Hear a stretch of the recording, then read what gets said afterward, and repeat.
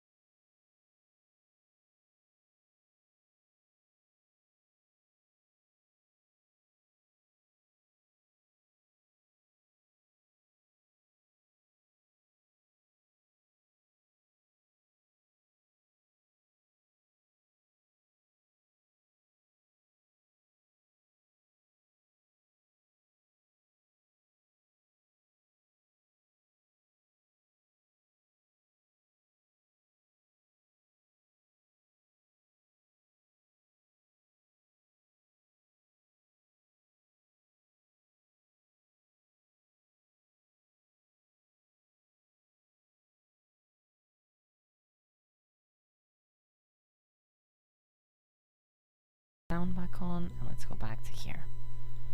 This gotta leave, and we're back here. The thing that I want you to take away from this is to pay attention to the movements, and how all of them, even the minute ones, were following arcs of motion. The arms swinging, the legs swinging, those were extremely visible. But even the gentler ones, like even the steps, the way the heads moved, the way that the embraces, like everything was following arcs of motion. And they were all very elegantly animated. As I said, the short is in the videos channel for anyone interested. Otherwise, is there do you want to do any comments on this particular clip, the video, or should we move on?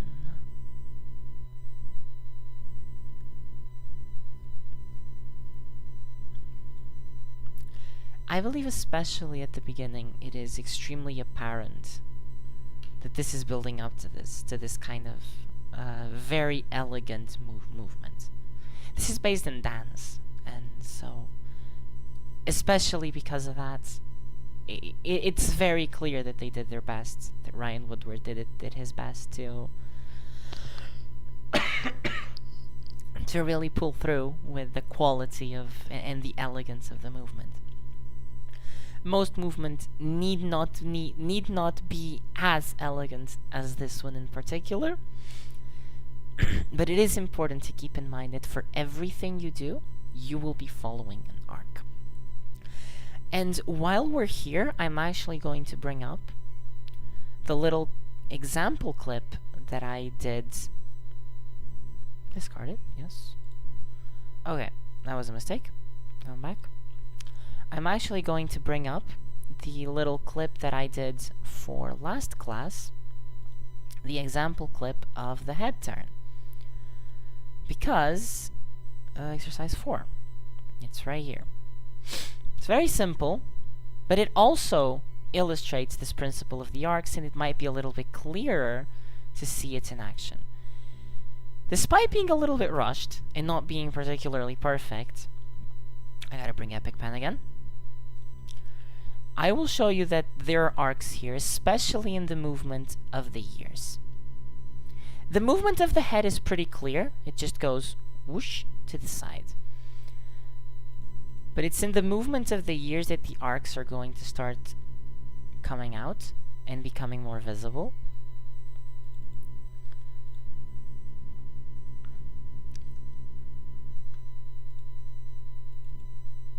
Come on.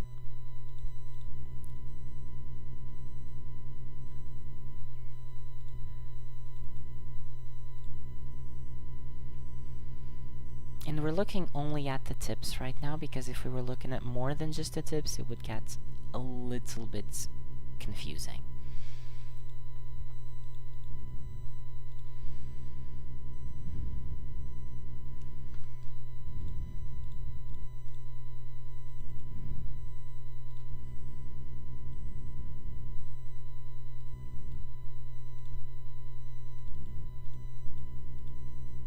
Yeah, we've reached the end.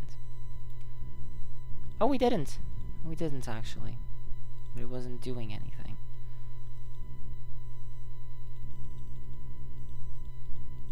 One more.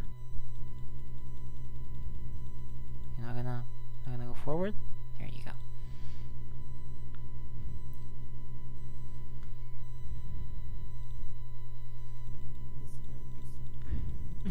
Thank you. I believe. Okay, there we go. There's the last one. That was getting kind of difficult. There's one more frame that I'm missing, isn't there? Guess not. But it's especially in this year, you can see the arc of movement right here.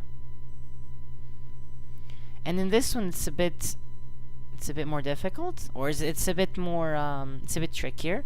And maybe it would have looked better if I'd done something like this instead, and didn't keep these as a straight line, because then it wouldn't be breaking the arc.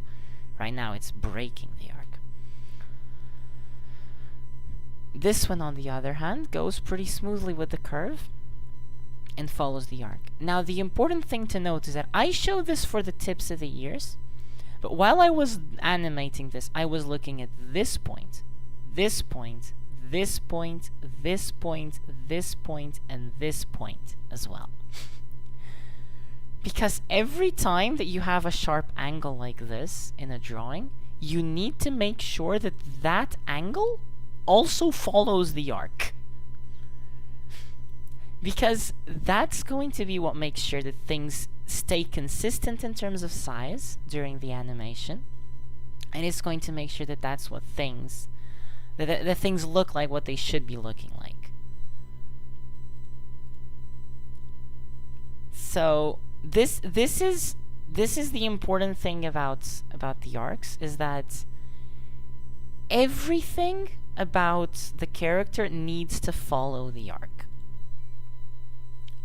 Again, this isn't a perfect example, but it is an example of how there was care put into making sure that everything was moving more or less in the same arc. Or in complementary arcs, to make sure that they're all moving in the same way and that everything is consistent. This was why I wanted to bring this up. This was done expertly in this video. Everything that moved very, very elegantly in its own arc. So let's go on to the last part. Before we go, does anyone have any questions? Anything to ask about arcs? Anything to clear up?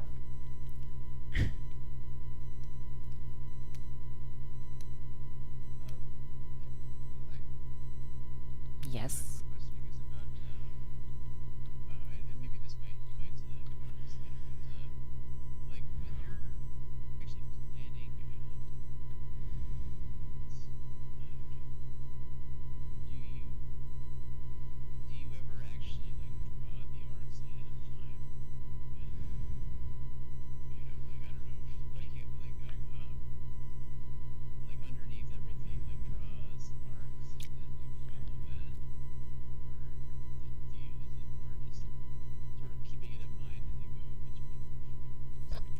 The major ones are pretty important.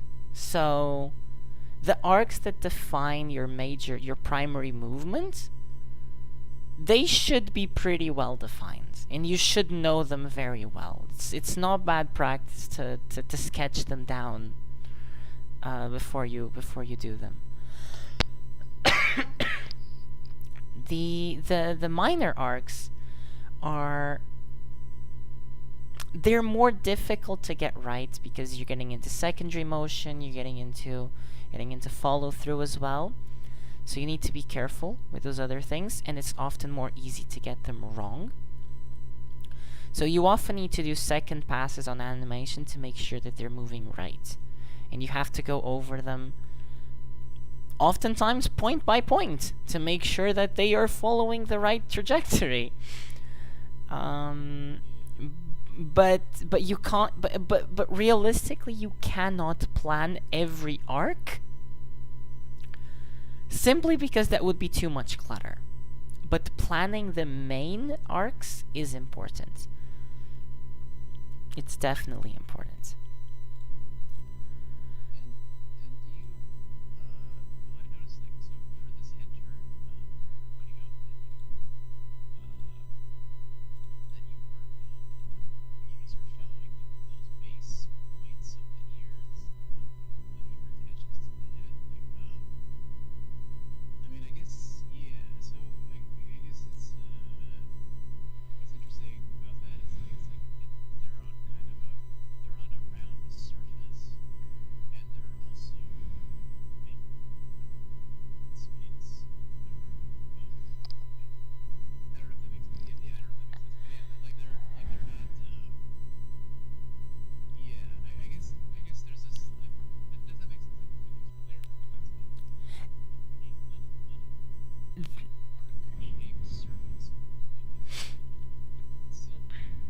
Oh, yeah.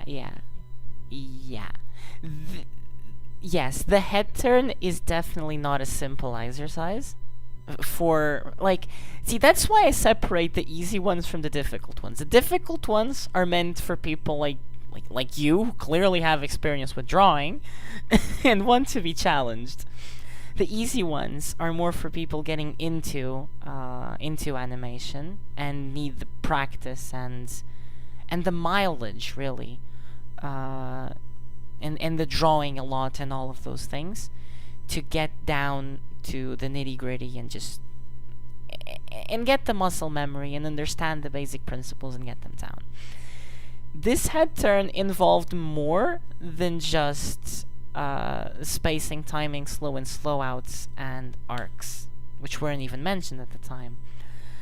This also includes, what I did in particular includes squash and stretch of the head and the ears, and follow through of the ears as well as a bit of secondary action of the eyes blinking. Like, it's a lot of things to pile on top of it, I know, but these exercises are meant to be more challenging. And they don't need to be done like this. You can forego the blinking. You could make a bald person so you don't have to deal with the follow-through of the hair, or in this case of the ears. Like, you can forego these things, and you can focus solely on slow in and slow out in this case, or arcs in what we're going to be doing today. But yes, I also wanted to challenge myself, and because I haven't animated in a while, and then I'm getting back to it as well, so I wanted something. But yeah.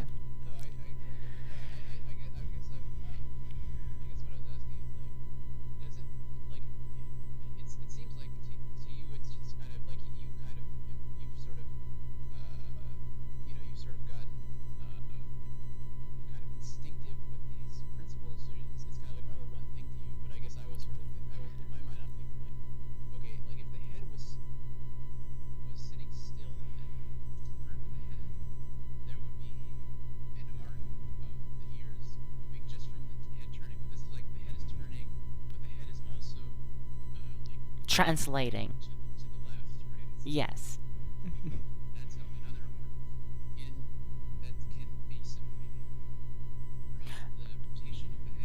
I see. In your mind, does it all just kind of, it all just kind of happens in your mind together, or is there like a separation of like rotation versus like a movement? I don't know. That I would say, and this might sound a little off topic, but it isn't, I don't think. That's where the concept and the practice of solid drawing comes in. Because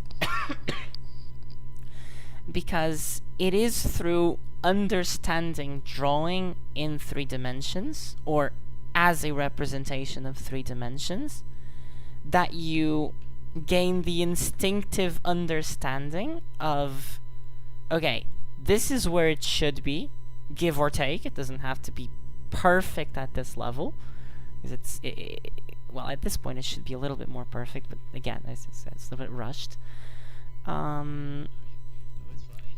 Wait, this. I'm gonna go here because it's easier if I just open the software. Okay, at this point, like, you get the notion of 3D perspective, of 3D space through the way that the head is framed, more or less. And then you go down, this is too much, and then you do the breakdown, and here you also, like, because of the ability of solid drawing, you get a notion of how it should be, more or less, as well. That's why the key pose 1, key pose 2, and breakdown in between are so helpful as well, because it's always a good middle point that you can estimate around the rest. And then when you do the first, and then you do the last, and then you go back to doing the breakdown, and that's where the solid drawing comes in, because you can estimate what the first should look like, what the last should look like, and then you can go, okay, the middle one can look more or less like this. This is what it's going to be turning into.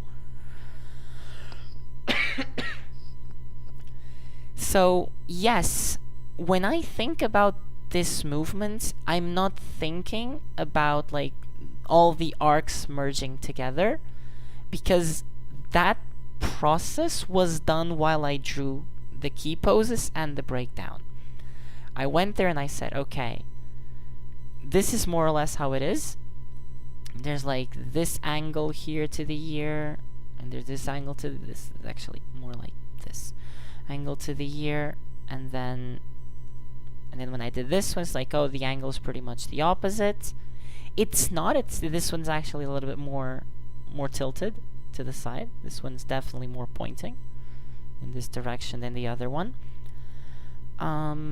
And then the breakdown is like right here, and here I just drew it straight on. It doesn't need to be straight on. This is something that I actually learned from a different project of mine, which is that movement is usually more interesting if it leans more either to the beginning or to the end. By that I mean, like, if there's more slow in or slow out on one end than the other. If it isn't just even slow in and even slow out, when it's like natural movement. So because this one's here is turning a little bit less, this one's like kind of like that, and the other one is like really, really pointing, the fact that this one's in the middle kind of does that on its own, because it's turning less from here to here than it is from here to the other one. The point is, though, by doing like key pose 1, key pose 2, when you do the breakdown, you're already estimating through your solid drawing, you're estimating more or less where things go. And you're estimating that, okay, there's going to be some follow through, and the ears aren't just going to be perfectly positioned like they would be in the stasis position, in the key poses. Like, they're not just perfectly positioned, they are a little bit tilted to the side, because they're still following in from the motion. I think, even though it might have been a bit rambly, that does kind of get at the point, right? Yes. Okay. Oh, I can't hear you though. Okay.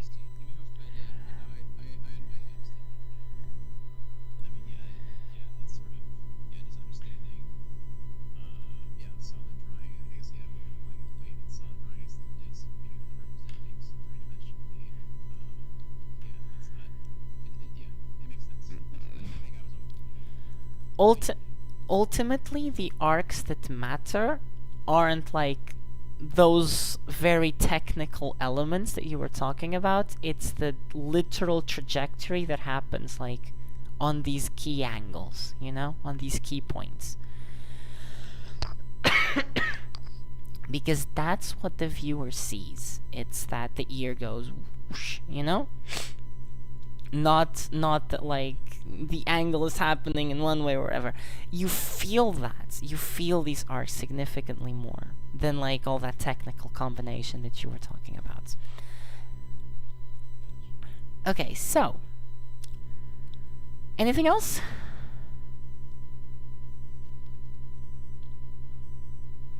In that case, we're going to go over the exercises for today. The two easy exercises for today are the ball bounce without squash and stretch, even though that is very, very, very typical. If you want to add squash and stretch and you know how to, go ahead. The point here is make sure the ball's bouncing across the screen.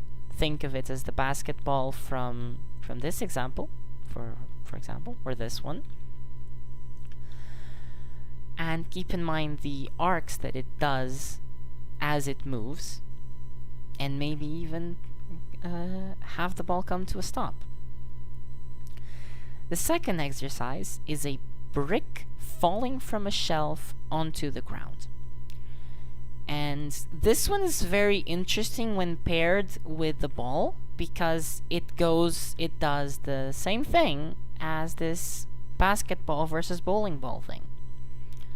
The brick is going to behave very differently falling from a shelf than the ball would falling from a shelf, or just bouncing around. The brick doesn't bounce around, so it kind of only falls.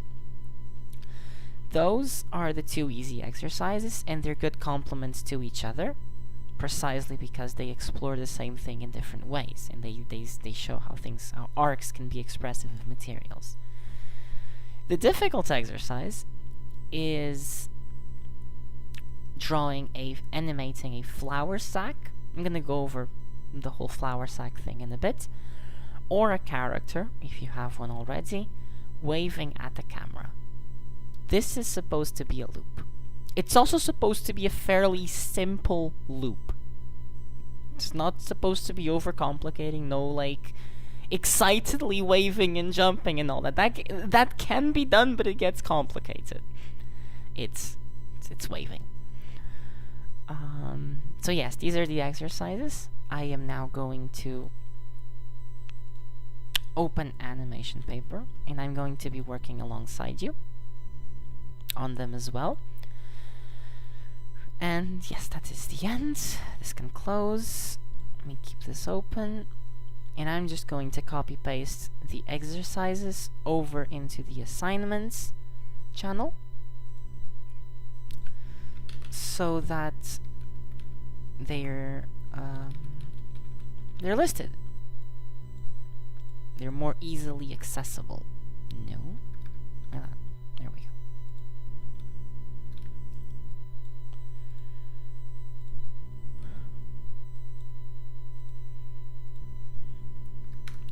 So, let's just go over the flour sack a little bit.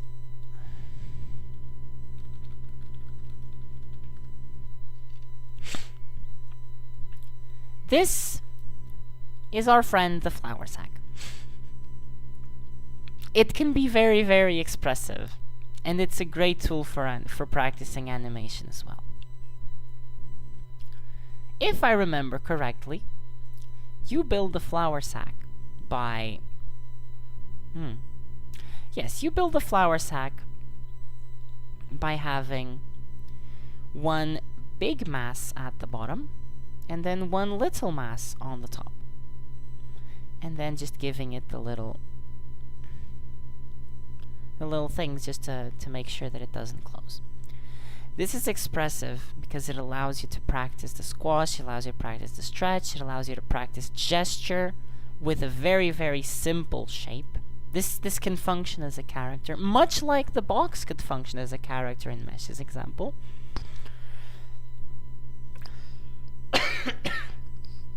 Without getting too complicated into human dynamics and all that.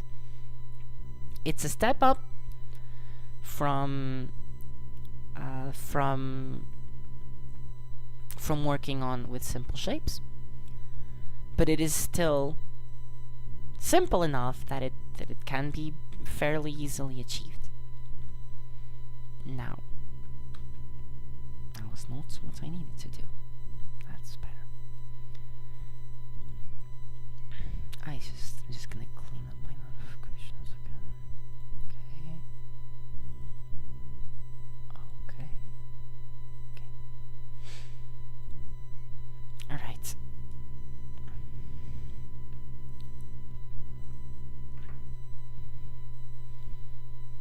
This can go over to the other side.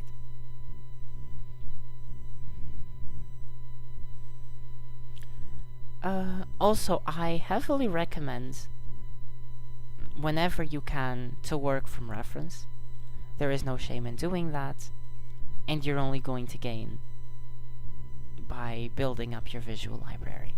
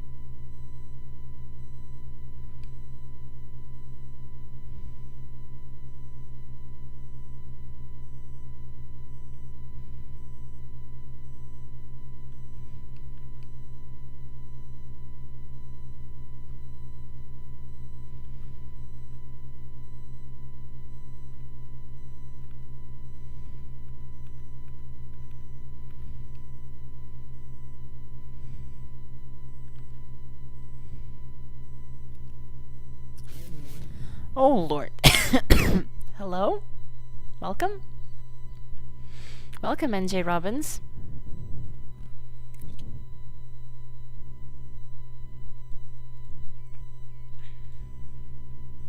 We are currently in the exercises of the class. We've gone through the theory on what is an arc and how arcs can be applied and what they can convey and why they're important, one of the fundamental principles of animation.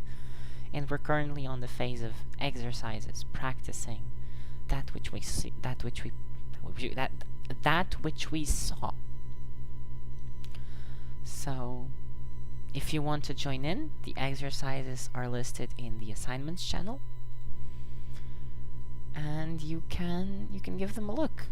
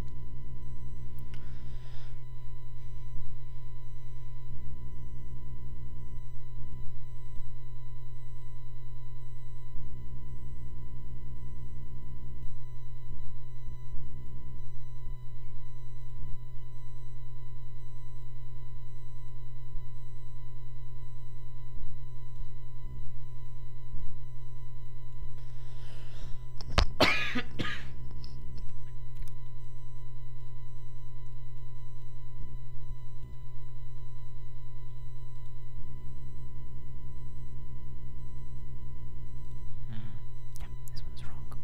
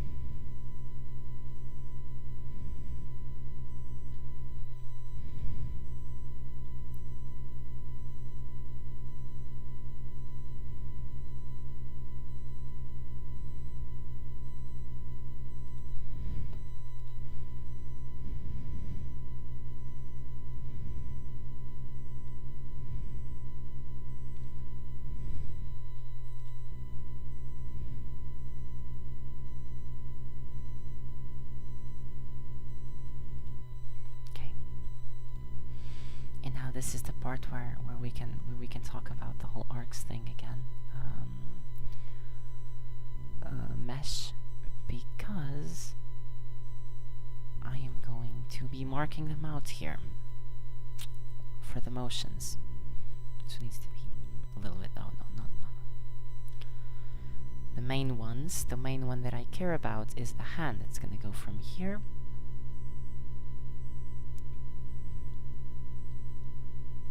More or less this.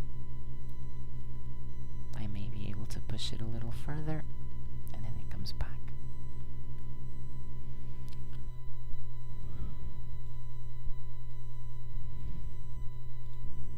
At this point, that's where it is.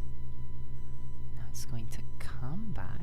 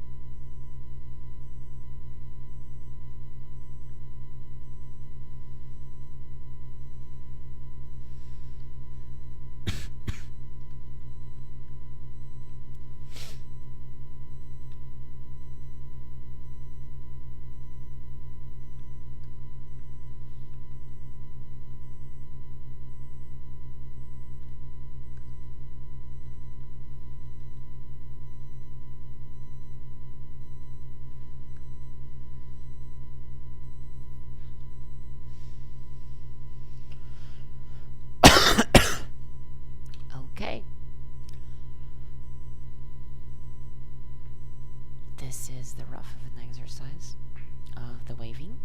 Also, welcome, somewhat trashy. I know you were called Paul. You will not escape me. We are currently in the exercise. We're currently ending the exercise phase of the animation class.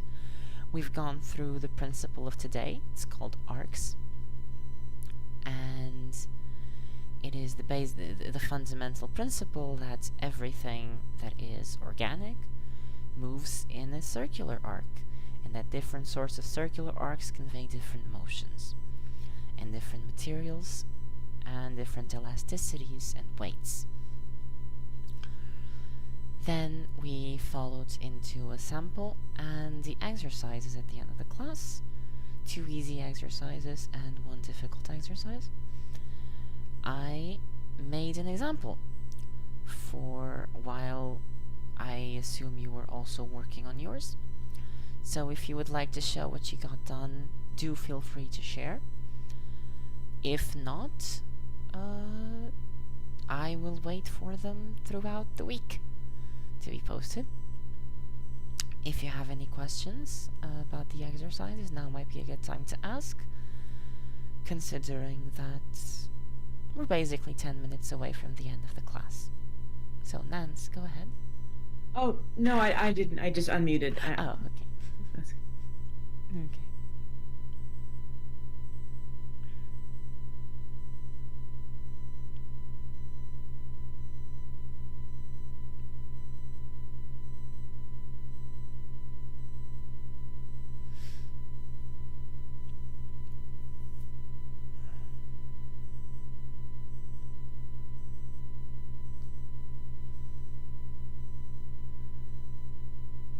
I would say that in this case then, if there is nothing else to say or to ask, we're probably going to end the class. It's pretty much time already. So, yeah. Our little outro. Nacho prepared something, but I haven't taken notes of it yet. Well, I just wanted to say, like, this is so cool to watch you work. It's a simple kind of drawing, but it's like it suggests so many beautiful things you can do. Like, I mean, with the style of hand-drawn animation, right? Like, it's, I mean, it seems like you can use animation paper to make, like, like a really beautiful video, right? I guess you would just make composites of the different characters separately, do this, and then you have different files that you would, like, overlay onto background, or Animation paper actually would allow you, because you have your X sheet here on the side. Let's pause the video, which means you can realistically just add more layers for more characters and time them separately. Mm-hmm. It is extremely flexible in that regard. Wow. I mean, I love the kind of hand-drawn style. Yeah, I mean, this is... you can achieve this with pretty much any digital software as well. I'll just reiterate real quick that animation paper is... I'm using it, and I'm using it as an example precisely because of how simple it is. The way you work an X sheet and traditional wouldn't be that different from what you're doing here. In fact, I'm going to show you what an X sheet is, because I believe I haven't showed an X sheet yet. An actual, also X sheet, timing sheet. It has a lot of different names. I have here some images of traditional X sheets. This is the kind of stuff you use X sheets often for lip syncing, where you go through and you write down on which frames the character is saying which sounds, so that you can then adjust in the drawings, and you know that you have to change.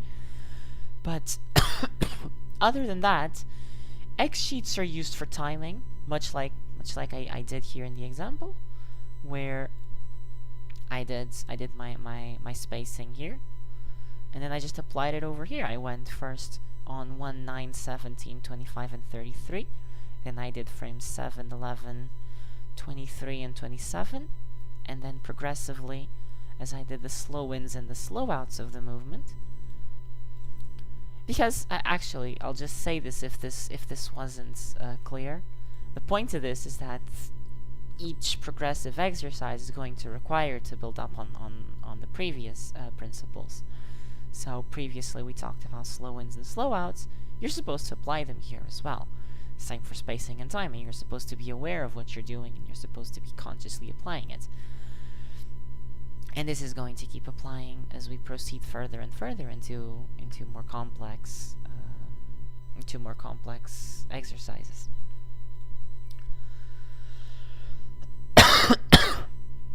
But yes, just to close it up with Nacho, yes, animation is wonderful, and precisely because it's really like a magical thing. You can make like anything move, and you can do a lot in pretty much everything, in pretty much any medium. The hand-drawn just facilitates it, because you can create the illusion of things a lot more easily than you would in stop motion, where you'd have to create every single model and change them and photograph them, or 3D, or pretty much anything else. And this is how the Disney animation began as well.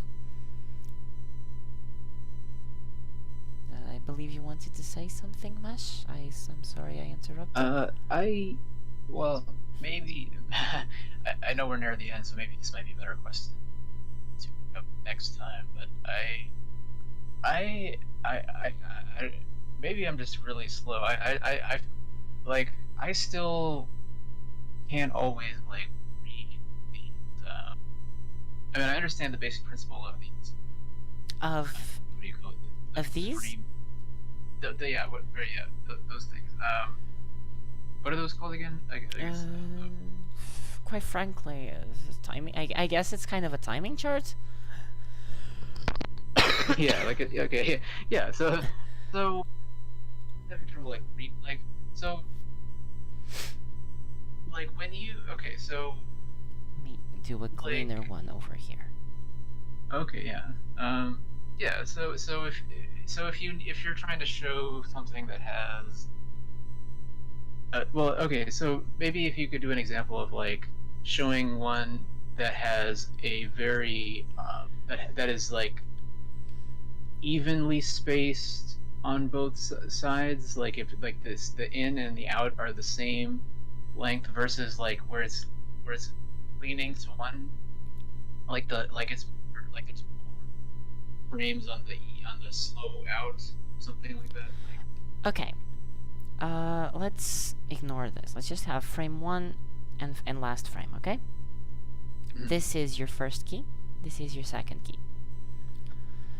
Now, in the middle, more or less, you're gonna have your breakdown.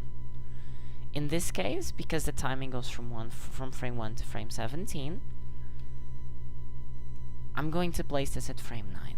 And like, you can fudge these around, right? You can say that you want your breakdown to be frame 11 if you want it to have different slow ins and slow outs, if you want it to be conveying different things.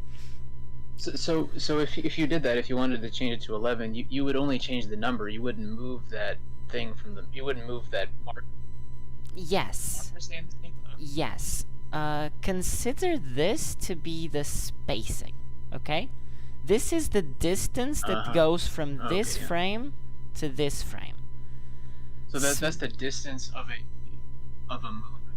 Yes. If your frame 9 was here, that means the movement's gonna cover this much until frame 9, and then this much from 9 to 17.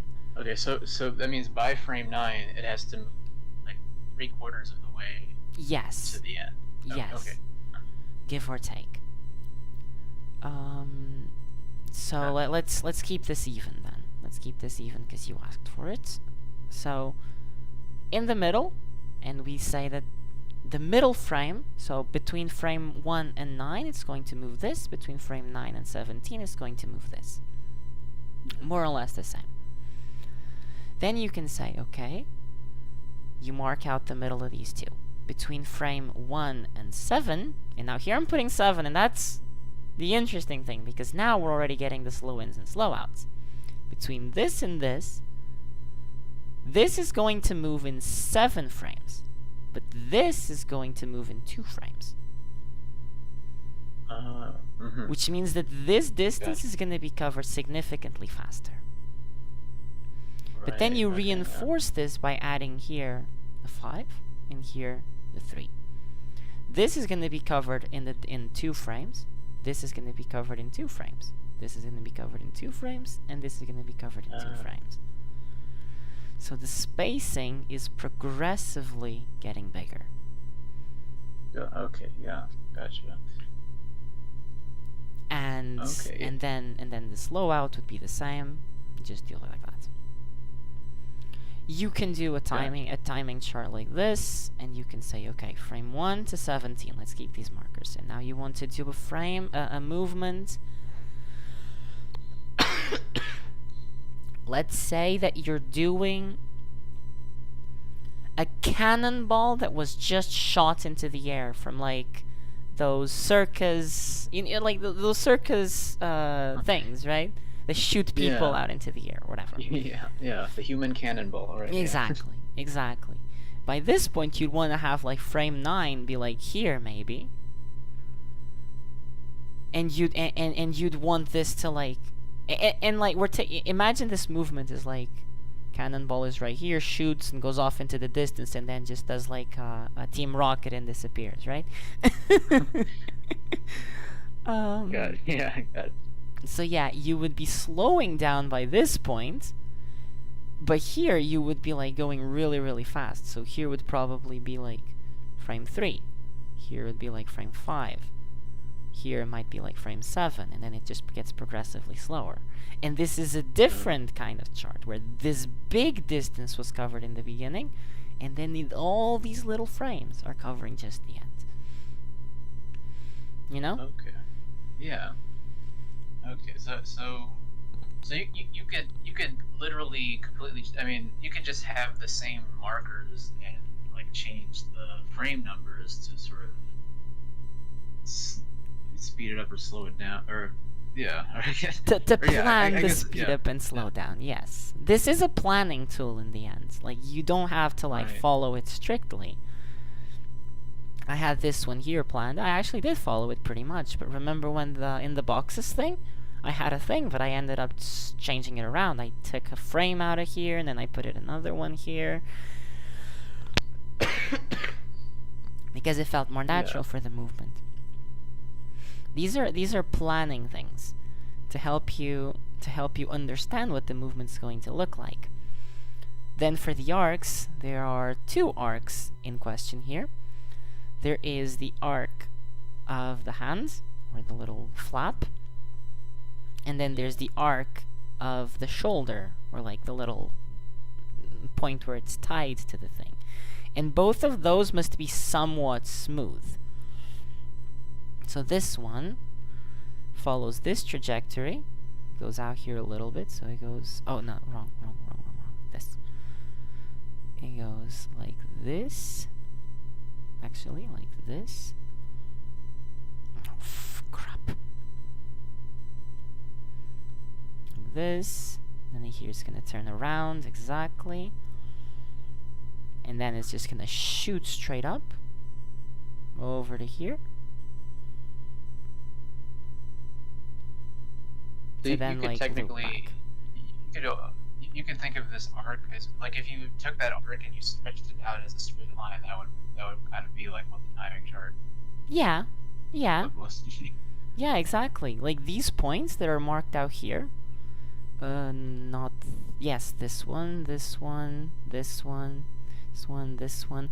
This is the actual physical spacing of these points. And it does, and the idea is that it mirrors to some extent what you laid out in the timing chart. As you said, you stretch it out into a straight line, and you're gonna get the timing chart. It's more apparent with this one because this is the main movement, although the points aren't marked here. Like, if you were going to do a timing chart, would you like break that into two different ones? What for Side this? of the, or like would you have one timing chart for when the pillowcase is moving one way, and then another one for when it's moving the other way? In Like this if you were gonna. in this case, I used one for everything. Oh, I see. Okay. Because I just didn't mark these ones, but there's also frames over there, and I didn't like mark the numbers. Yeah. Because it Right. was the same as the first one. But yes, the idea here is that this is going this way, and this part is going that way. You know, it's the part where it comes back. Yeah. Nice. Okay. Yeah. That helps a lot. I don't know why it took me. I just wasn't really understanding because like I understood. I thought I understood the like it seemed like a simple concept, but it was like why are the numbers? Yeah. So yeah, now it makes sense. I don't know why I didn't understand it before, but it's like huge. It's not intuitive. I'll give you that much. It's not really intuitive. It's not your fault. Took me a while as well. So that thank you. That just makes me feel a little better. Yeah. But yes. If you want to show what you've been working on so far, feel free. I'm not sure if you can stream or not, but I believe you can. I don't have anything yet. I only have like a one monitor setup. Oh, I'm on a laptop, so yeah. If I'll try to do this on my own time. But yeah, I'm glad I got a chance to actually watch you doing it. Okay. It was really cool to see that. I mean, in part, I do this in the hopes that people do it along as well. Not what I'm doing, not what I'm doing, but it's like I'm here to answer questions and for all these things. I also wanted to do these, as I said in the beginning. We're together in this. I need to get back to animation, but Yeah. Well, there's something oddly mesmerizing actually about just watching the animation process. Like yeah, it's sort of like it's slowly coming to life in front of you, kind of fun on its own. So, but yeah. Yeah. Regardless, yes, that's going to be it on my end. Thank you again. Yeah. If there are any questions, now's the time. Otherwise, we're probably going to end it. It appears there are no other questions. So, thank you for joining us today for another instance of the Animation Lab. I hope to see your exercises or whatever it is you're working on in the 10-second clips next for next class, for next lab. Whichever exercise you did, there are again some easier, some more difficult. Do keep in mind arcs as you do them. Do keep in mind the way that do keep in mind the slow ins, the slow outs, and be aware of the spacing as you do them. Other than that, that is going to be it for me. And have a good night. Nacho, would you do the outro? Thank you. Yeah, thanks everyone. So just to let you know, there is if you have a script that you need some feedback on, Paul is hosting a script swap on our sister server, ScriptCamp. There's a link in the chat. And yeah, be sure to join us next week, same time every week, 3 p.m. Pacific time. The next session of Animation Lab. And for anyone who's watching live, you can join us. Check out scriptcamp.net/membership, or just click the link in the video description to enter the Discord.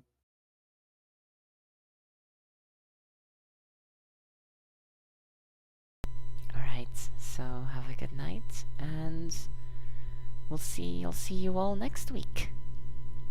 Thanks, everyone. Thank you. Good Have a night. good week. Bye. Bye bye. Have a good Good night. week. Yep. Good night. Bye-bye.